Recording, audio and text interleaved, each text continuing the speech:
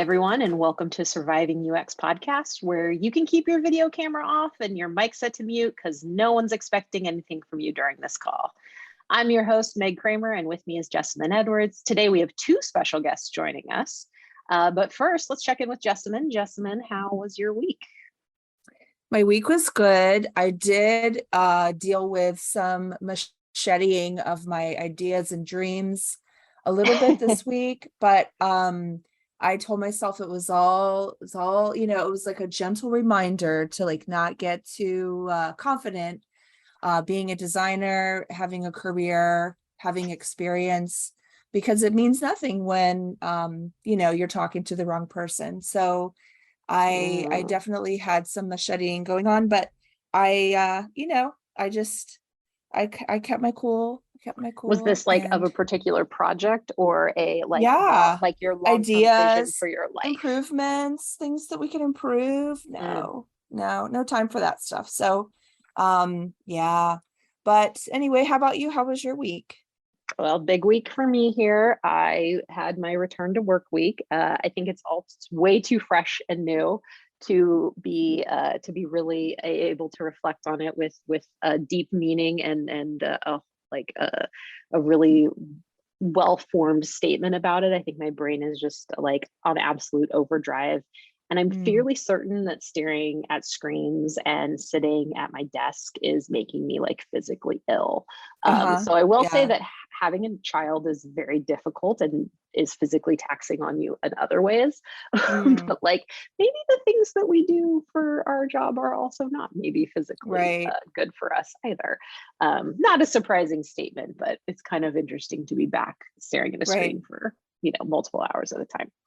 Every time I up my prescription for my glasses, and like the other day I put on my glasses and I was like, where's my glasses? Because they are clearly not strong enough anymore. And I was like, oh man, my eyesight like is just going downhill month after month. Yeah, I came back and bumped up my magnification in a number of my apps. I feel like I hit that moment in my life where I was just like, I can't pretend that I can see this anymore.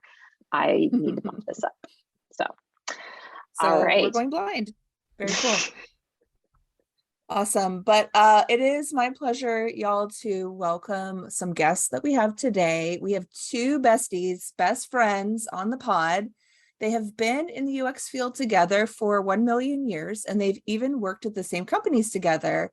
They've been in through thick and thin together and been friends through it all. So I'm very pleased to introduce our first guest. She is an SF-based UX designer who's currently at Amazon. She's also worked with both me and Meg at LogMeIn and Citrix. She's also worked at Cisco and Deloitte. She's a graduate of University of Maryland and SNDT Women's University. And to top it off, she is an amazing illustrator. Please welcome Priya Shetye. Thanks for inviting me. Hi, really good to be here. Me too, Priya. And our second guest today is a Bay Area-based user researcher. She has worked at Goodreads, Albertsons, TiVo, LogMeIn, where she personally facilitated one of my projects and one of my few experiences working with user research ever, Microsoft, Warner Brothers Games, and this was my favorite find on her LinkedIn profile, Blockbuster. She's a graduate of University of Washington and Pacific Lutheran University, and also a mom to a fabulous little girl. Please welcome Whitney Patel. Thank you so much. Excited to be here. I am so excited to reconnect with you too.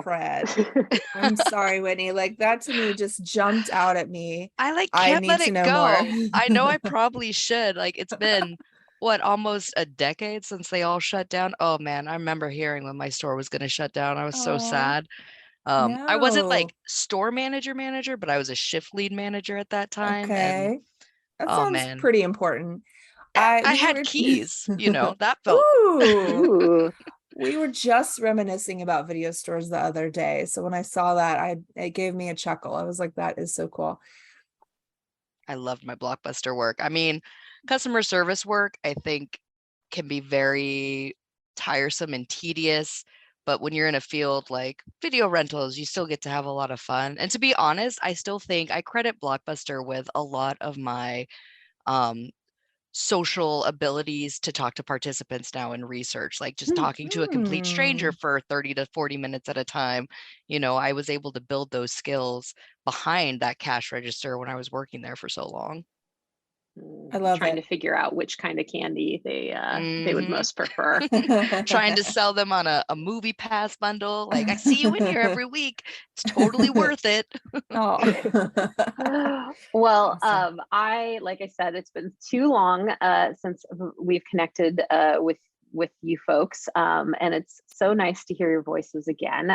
But tell us a little bit of your background. How did you guys meet and become friends, and was it through work? It was. I don't know, Priya, if you want to share our story or. We met at the SF office, I think, right when Whitney joined. We had a new joinee lunch, but I think think it was 2017 is yeah, when yeah. Wow. Beginning of 2017 is when we met. Yeah.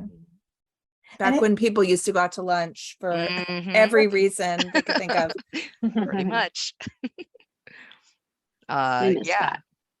same. Aw. I was, for me, it was like the new lunch. So it was meeting everybody all at once. So it was a little more overwhelming, but I feel like from the get-go, Priya and I sat next to each other. Like, we sat kind of in this main corridor at the office, and I'm pretty sure we were right next to each other, but then we had an office reorg, and we were definitely right next to each other after that. Like, so she was always my desk buddy, I felt like. Did you guys like share supplies? We did. I think so. Definitely like some sticky notes and like Sharpies and all that good stuff. Yeah. That's I don't think we awesome. worked together since the beginning. I think Whitney was working on another product and I was working on another product. I think after a couple of months with the reorgs and everything, that's when we started working together. Yeah, right? I think you're right. Yep. So you guys were on the same goals, like same projects and stuff like that, helping each other out? Yeah, I mean, we were working hand in hand with one of the big projects we were focused on when we were at LogMeIn. We did a lot of collaborative design research, and so she was the designer for all my research during that time. So did you have to tell her that her design was underperforming? Yes. Or no. I don't know. I like to think that I'm a little more gentle, I guess, when sharing that information with designers. But there was definitely times, like, I remember when we started the project, and she had all these great ideas about the direction we should go. And I was like, but maybe we should take a step back and maybe let's put this in front of some people. And she's like, oh, but she was super responsive and super, excited to do it as well. So that I definitely appreciated. Makes my life easier. Nice. I think the She co-design listened. we did was very collaborative. Like that's, I think, when Whitney and I worked a lot together. We were in the same room with a customer all day. We had workshops together, putting together design components as well as looking at her research data. So we worked really closely during that time. I love that. I miss that. I remember sitting in a room with Whitney also watching people, test my design, watching them stumble and fail and click on these crazy things that I had designed in this totally busted up prototype. And she was so patient. Like, she had a spreadsheet, she was filling it out. And at the time I never used spreadsheets for anything. So I was like, whoa, look at that. It was amazing. I remember that study. I think we did pretty well. That was actually one of my first studies when I joined the company. And I know we were trying to get remote, because this was before remote sessions were the really cool thing to be doing, or necessary thing to be doing, rather. But yeah, we had set up that, was it a card sort? I feel like we had done a card sort in PowerPoint, because we didn't have about right. budget for the tools. We were trying to do a quick, scrappy kind of study, but I remember still getting some meaningful data out of it. I don't know. I enjoyed it. I thought it was a good time. Well, it was a good memory. And I literally haven't worked with a user researcher since. I mean, I'm not sure if I should be upset about that, or maybe, because I understand different projects, different roles, but that close collaboration between designers and researchers. I mean, the friendship aspect, definitely a bonus, but you know, I don't know that I could have done my job as effectively, like if Priya and I weren't partnering constantly on the projects that we were working on together, you know? Yeah. I think Researchers are usually pretty friendly. we had like our set of like disagreements and Ooh. things we didn't align on. I think that also helped with the friendship because we learned to start trusting each other with the process and being more open with feedback and criticism. And so I think that like really helped with the friendship as well as like the work aspect. So we were way more collaborative. Yeah, if you're gonna pick apart somebody's work, you need to like have some rapport with them. Otherwise, they're just gonna blow you off. Right? Yeah, definitely. And I like to think, like I said, I like to think I'm pretty personable when I'm having to deliver maybe hard feedback, but you know, that's my work facade also, though. You know, that's how I'm going to present myself to anybody at a job that I'm working at. You know, unfortunately, as Priya got to know me close, you know, more, that started to fade away, and it became more like, look, dude, a little less fluff. But she was right there giving the same back to me. So, you know. Oh, okay. I can see that. But I want to ask you guys, you know, you guys became friends at work, just like me and Meg became friends at work. And your friendship has continued after you've both moved on, you know, through different jobs and different chapters of life. I mean, with the pandemic, are people still making friends at work, or is it just like a lost art? Gosh, you know, it for me, sorry, Priya, maybe you have something to share. For me, it's been difficult, I'll be honest. I think it's been hard. Yeah. I think what about you? Me, like I think pre-pandemic, I think there was way more opportunities to socialize after work. So it wasn't just like work. And not that it's bad. Like I think we have limited time in our days to do our work. So in meetings, it usually just work. But when you go to office, you socialize, you go out for lunch, you go out for dinners. There's more opportunity to build that connection. I think that's something that's not something I feel now. Yeah. Well, you guys are both working remote, right? Or lately have been, yeah. I was. And Whitney, you recently went through a job change. Do you want to talk about that? Yeah, I mean, kind of a career pause more. Like, you know, I've been doing research for a little over 10 years now. It's kind of crazy to think about, or wild to think about. And yeah, I don't know, there's like this weird guilt associated with it, but I feel like I needed a break. It's like I went from pandemic to finding out I was pregnant, to having a kid, to going back to work, realizing that job wasn't quite what I was, you know, looking for, job searching, applying, interviewing, all that, starting a new job, and just unfortunately ending up at a job where their sick leave policy isn't super compatible with someone like me. You know, unfortunately, I have an autoimmune disease, and so I have a tendency to get sick more often. And now that I have a kid that's in daycare, bringing home all sorts of fun bugs, you know, it's like, oh my God. I finally decided, I was like, if not now, when? I need to do a reset. So I don't know how long it's going to be for, but you know, at least take a little time for myself, for my family, try and get back to who I am, because that's the thing. I feel like I kind of lost myself along the way. Which isn't uncommon. Yeah, I was gonna say, right, like, which isn't an uncommon feeling, right? Yeah. And take note, companies out there, your sick leave policy makes a huge difference. Difference. Like, I've never had an issue with it since I was at Blockbuster, to be honest. Like, Blockbuster was the last time where it really was a problem, I guess. But I don't think, you know, my autoimmune disease hadn't flared up then, so it wasn't really a problem, you know. But yeah, it's just a bummer. It sounds rough, but also it sounds good that you are able to take that break and, you know, focus on yourself. Yeah. I mean, it's like the best time of your life when you're not working. Like, I feel like we've had so few gaps, like in work, for me at least. I don't know. Priya, what about you? Have you ever had like a gap year or anything like that? No. The most I've done is like a week between jobs. But I know, right? That's pretty much it, right? So it's like this continuous working life. And then when you get a chance to hit pause, like, I mean, the only experience I had was my maternity leave. And I was just like, Yeah. whoa, suddenly I have time to take care of myself, like all the But things you're supposed to do. but do you really during mat leave? Because it's like now you have to Oh, be yeah. responsible for No, taking care yeah. of. Yeah. I get you though. I Right. get you.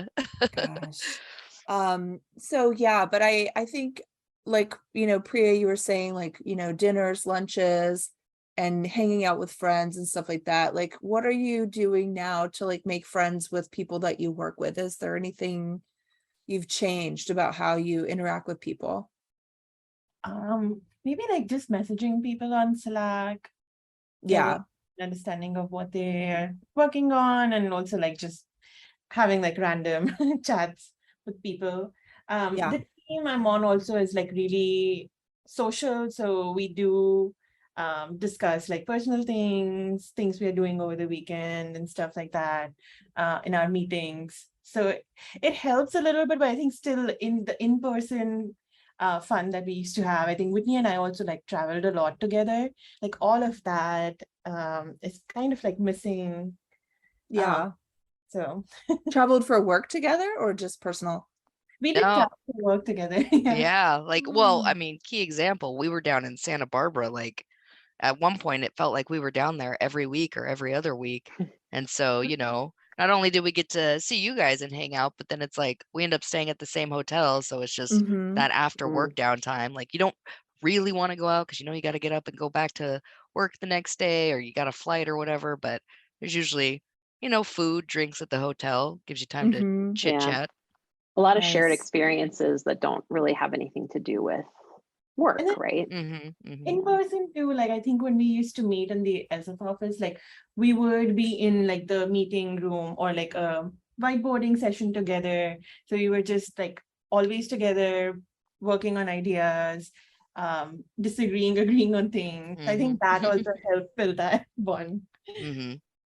Yeah, it Love it. definitely is a different thing, I would say, between having some sort of experiences with the people you work with in person and then occasionally being like a hybrid, maybe remote person, so it's easier on your life or gives you more flexibility, or saves you from being in contact with other people who might be spreading germs, Mm-hmm. than it is to like just start uh, like completely remote and not have any of those experiences in person. I think that's with the pandemic just like not really ending, and probably never ending, and like me being pregnant so much of last year, like I didn't really want to travel. I didn't really want to. And now that it feels just like a little bit more doable, I'm really aching like for a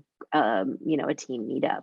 Even if it's just like a day, like I won't, I haven't, I'd love to meet these people, and the real like crazy thing is that in the course of me like the short amount of time that I've been there, because there's been so much turnover with jobs everywhere, I have worked with people who now I no longer even work with because they've left the company, and I've still never met I've never met them, and I probably Mm. never will.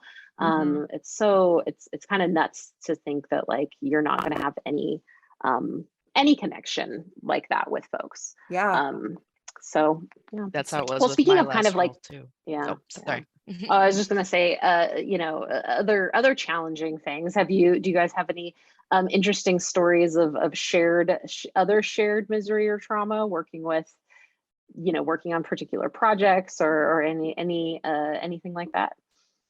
I think the biggest like shared thing for us was just, for me, I think maybe it wasn't quite as bad, but when I joined Log Me In, we had just become Log Me In, right? Like I, I think they technically were still Citrix go-to when I first started that year. But we were in the middle of like that merger and just there's always growing pains. Like, I've been through different flavors of that at other companies, and I've experienced that there's growing pains, there's things you got to work out and figure out, the old and the new combined and all that good stuff. And I think being on the more user focus side. Like, even though the company clearly has the user in mind, there's just all this other stuff that comes before. And so it feels like, correct me if I'm wrong, Priya, but it felt like we were kind of more up in the air about, what are we going to be doing? What are we going to be working on? How are we going to make sure our voice is still heard, or the customer's voice for that matter? There was a lot of like uncertainty around our projects too. I think our org also, I think, went through like a lot of like reorgs as well. So That's a right. lot of like projects we were working on, we didn't know what the vision was. We didn't know if we should continue working on it or not. Yeah. Like big shakeup leadership. I remember that around that time they had like a change management consultant come in, and they asked us, they talked about like fire and how fire like destroys, but then it also renews and it cleanses and burns away all the like crap. And then they were like, everybody, stand against the wall, and the people who are more anxious about the change stand on the one side of the room, and people who are excited about the change stand on the other side. And I like went to the like far side of the anxious side of the line, and I was like, I can't believe I feel this way, but I guess I do. Because I kept thinking like, any day now I'm going to get a pink slip. Any day they're just going to come in and be like, we're closing up, and I just was so terrified. And most of my team was standing right next to me too. I just remember, and I was like, God, this is nuts. This is nutter butters. Yeah, super stressful. Yeah. Especially coming on for me, like as a new hire, because you don't know, they could have hired you and then all this stuff happened. It's like, yep, just kidding. We'll see you later. We were Thankfully, just that was talking not the about case. this. We were just talking about this last week, because we were talking about all the layoffs and stuff going on right now. The economy, is turning the tide, and all these tech companies are rescinding offers and laying off and stuff like that. And it sort of brings back those memories. But I mean, I've worked with people who were like, oh yeah, I've been laid off a couple of times, and they sort of take it in stride. And I'm like, man, I don't know how I'd feel about that. I think that would take me a long time to recover. I got laid off when I was at TiVo after one of the big products launched. They did a huge round of layoffs, and I was affected because I was the newest user researcher. It makes sense. It definitely makes sense in terms of tenure, in terms of what needed to happen. But yeah, it hit me hard. Like, even though I could logically justify it, I was still like, oh my, like, what did I do wrong? Like, still totally Oh, blaming myself and like worried about what was happening in my life. Anyway, yeah, yeah. we had just like signed paperwork to, get a mortgage to try and buy a condo. Oh, And oh yeah, I was just a mess, but that's rough. thankfully it all worked out. So It also like touch back on when Whitney was talking about like taking the career pause, like not being herself, like second guessing yourself, second guessing your work when you go through that trauma. So leaning on somebody and knowing that you have been doing really good work, and like I hope Uh-huh. that helps, at least knowing that you're worth it and you'll find another job soon. I think that's part of where our friendship really helps me too, because Priya knows the ins and out of my job, right? Like, I know what she does. She knows what I do, because I love my other friends, don't get me wrong, but they're in different industries, different careers. And so, it's not totally the same to try Right. and vent to someone about, oh, this meeting was really frustrating because of blah, blah, blah, and they'll probably just nod and be like, oh yeah, sorry to hear that. Mhm. Whereas Priya will be like, I know, I've been in that situation too. Awesome. Well, since you guys have the battle scars to show for your time in the UX industry, we have some questions from listeners that we'd like to throw your way, Whitney and Priya, to have you answer. Take a stab. So you ready? Yeah. Mhm. Okay. How do you work with a manager who doesn't understand your strengths? Hmm. For me, it's all about education, because to be honest, I've been in a few roles like that where research was a budding discipline within the organization. And so they don't totally know what I do, and or my stakeholders don't know what I do, but yeah, even managers. And so it's just being very clear and explicit about what I expect from the role and what they should expect from me, and what is maybe outside, especially when you think of research, what's outside the realm of user research. a lot of times you get like the confounding with marketing research and stuff like that. So what does So that look Whitney, like? would you say that, sorry, would you say that most of the time your manager is not a researcher themselves? I think it's been about split at this point in my career. Interesting. Half have been, researchers that have just, gone up the ranks and become managers, and the other half have been design leadership that realize that they need research on the team, and so they hire for research. And then it's a lot of, okay, but we need you to help us understand how this, what is like, they know what the benefit is going to be, but I get to help, I guess, define that vision almost, which is part of why I take those roles, because it's interesting to be able to do that and help build that within a company. Mhm. Nice. It's a little like different for me because I think I've always had a design manager. And so knowing like a design manager usually would have like 10 plus people under them. Maybe they're like really detached from like the work you're doing. For me, it has been about like documenting, getting like feedback from stakeholders on your strengths as well as like your development areas, and taking it back to the manager, figuring out how you can work on it together. So it kind of like a little bit of educating them on what you've been working on. Sounds like you're managing yourself at that point. A little bit, yeah. Yeah. All right, let's move to our next question. How do you ask for help from your team or your manager or your cross-functional partners without worrying that it looks bad on you, that you can't resolve it on your own? How do you guys ask for help at work or in life? Yeah, this could be hard for me because I always want to try and do it on my own. And, I would really say one of my growth areas in the last couple of years has been, reminding myself that, hey, I'm new to this, especially if it's just when I've just joined a company. I'm new to this, and it's better to ask now than not ask later, or than have to ask later, because at the later point it's like, well, you should have asked for clarity already, right? So so yeah, my thing is try to ask as soon as something like that comes up, because we're human, we're all human, we have questions. It's okay to keep learning. That's part of what life is, even though it may be stressful. Do you use the phrase, hey, I have a dumb question, or do you think that that's like demeaning? I try not to, because I really believe there are no dumb questions. I would say also, being in research, I can tell you that if somebody has a question about something, it's likely that others do as well. If somebody has an issue with something, I it's likely always others forget do as that. well. Yeah.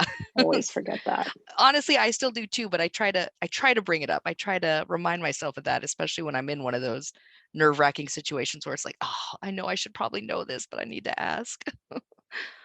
Priya, what about you? How do you ask for help? I think it's same for me, like asking for help early on rather than derailing the project. I'd like to derail the project. I think this is, for me, it's kind of like, it's not so much always about asking for help, but it's more like having the courage to tell other people what to do. Like I think sometimes it's not like hey, I need help. It's more like, hey, I need you to do your job. Can you do your job, please? So that I don't have to do it with you or for you.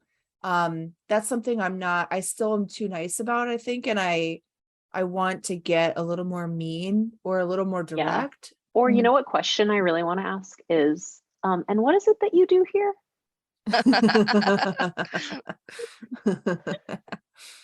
Okay, awesome. All right, next question. Am I stagnating if I never become and don't really want to be a manager? No.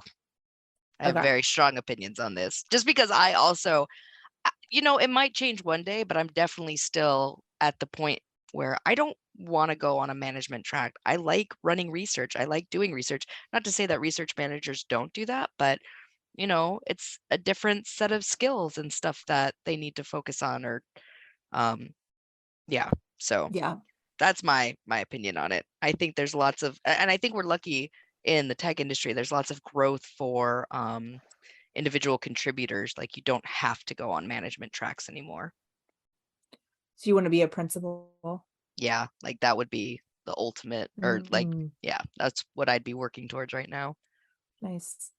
Priya, what about you? What do you think?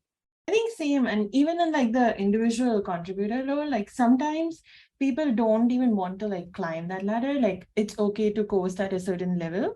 Like it depends on your career aspirations and where you want to be. So I don't That's think, fair too. yeah, I don't think it like is good to feel bad about not becoming a manager. It's Wait, fine. did you say coast at a certain level? Yeah. I think of coast as like phoning it in, sort of like I'm coasting, as in I'm not really working that hard. Is that what you mean, or do you mean it some other No. way? No, I think I just mean it in a way that some people like to stay on that level and like focus on doing projects at that level and maybe don't want to take that much responsibility at a higher level. And it's fair enough. Like, Yeah, I think so. I think it like, for example, if there's someone that didn't want to be a principal researcher, maybe I'm using research as an example because that's what I know.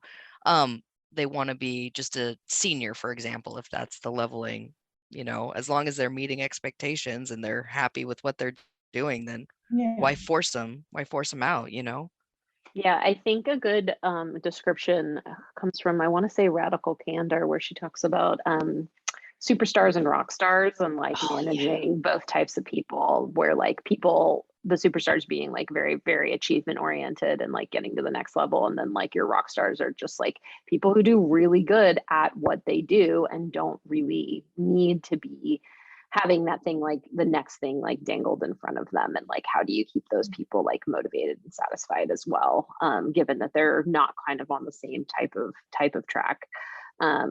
And yeah, I don't know, sometimes I like waffle a lot between those two because I'm very distracted by achievement oriented goals. So well, you're a superstar? I don't know what I want to be. I don't know what I am, and I don't know what I want to be. I'm still figuring it out. That. Yeah. We should probably wrap up a little bit here, just for time reasons. This has been such an insightful and great conversation, reminiscing. We sometimes like to end our question or our guest episodes with some rapid fire, just some fun off the top of your head questions. Either one of you can take one of these questions, but any app or experience out there that you're using that you're thinking, this isn't the worst. I think Google Photos has been a surprising, powerful app for me the last like couple years, especially with the kiddo. Like that's how we share her photos with all the family all over. You're not like on like major social media with your child. You're doing the kind of more closed. You got to do private sharing with that stuff.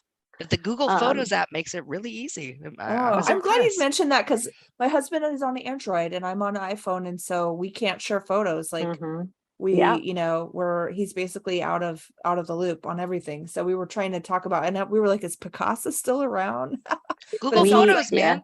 Google Photos. All right. Vimal has an Android and I have an iPhone, and we just have a shared album. Yeah. Okay. Yeah. Nice. We use like another app that we've been using for a while. I can share that with you too, Jessamyn, if you want to check it out. Okay. Let's do this next one. Let's throw this next one to Priya. Is there a funny or fancy term or concept from UX or HCI that somebody from outside our field would just have no idea what we're talking about? I've been hearing this word recently, ingress. Like it's ingress. Like it's an entry point to an experience. And like so many years in HCI, I hadn't heard that word. And it just cracks me up every time I hear somebody say, what's the ingress to this experience? And I'm like, oh. That's a good one. I like that. I think I might try that one. I think like it comes from real estate or something, right? Like egress. Isn't egress a word too? Egress is like out. Yeah, egress, or regress. I think regression is another topic. Yeah.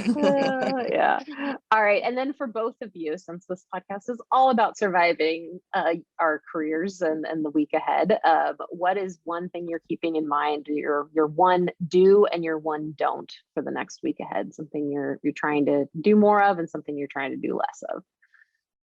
My do is make sure to take some time for yourself, even if it's just 10, 15 minutes. Like have that moment in your day, in your week. Make sure that happens. And my don't is don't try to finish it all in one day. Prioritize, plan, and remind yourself that it's okay to let it sit until tomorrow. Hell yeah. Priya? Mine is around like maintaining like energy or like passion throughout the week, not having like a high or a low day, just maintaining that energy. And I think my don't is not to lose that balance between like work life as well as just in general mental health, like not to lose that balance or taking more than I can do. Mm-hmm. Those are great. Absolutely. Awesome. All right. Well, Whitney and Priya, we have been so honored to have you guys. Thank you so much for being with us on the podcast. We want to say thanks. And to our listeners, do you need advice or just sympathy for your UX career? Please write to us at survivingux@gmail.com. Thanks for having us. Yes, thank you. It's been great.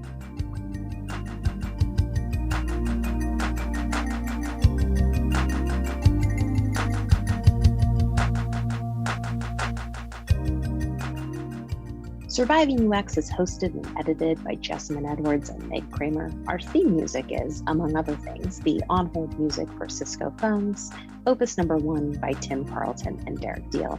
Our thanks to UX besties Priya Shetye and Whitney Patel for joining us. Jessamyn and I will be back for another episode, and we hope you survive until then.